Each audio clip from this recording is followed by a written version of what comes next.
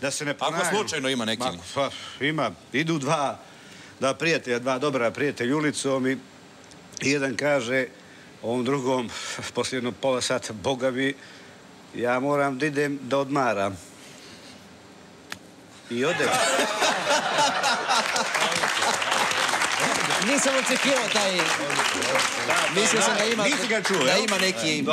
Dobar vic. Evo, ja ću jedan...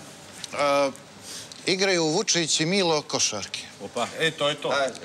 Ne, jedan na jedan igraju košarke i prolazi Isus. I kaže mu, Milo, ajde ovamo, majstore, da bačiš jednu s nama. To Vučiću govori. Ne, nego Isusu. A kaže Isus, samo bez zakucavanja. Ovo je politički. Strašno vici, ja ove viceve obožavam. Hoćeš i ti Popaj ovaj zadnji vic? Ne, ti za kraj moraš. Jeste. Sjede nekoliko sendviča, znači na nekoj... Na nekoj plaži. Ovo je politički. Kao na nekoj ponti, pored mora. I sjede, ima sendvič sa šunkom, sendvič sa putom, sendvič sa plutom, pardon, i kao nekakva dva tu slučajno momka prolaze i kaže jedan Buš, jesi li gladan?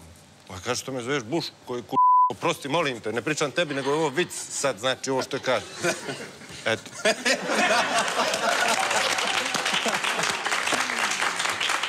Pa posle ovako 3 dobra vica da ide onaj najbolji.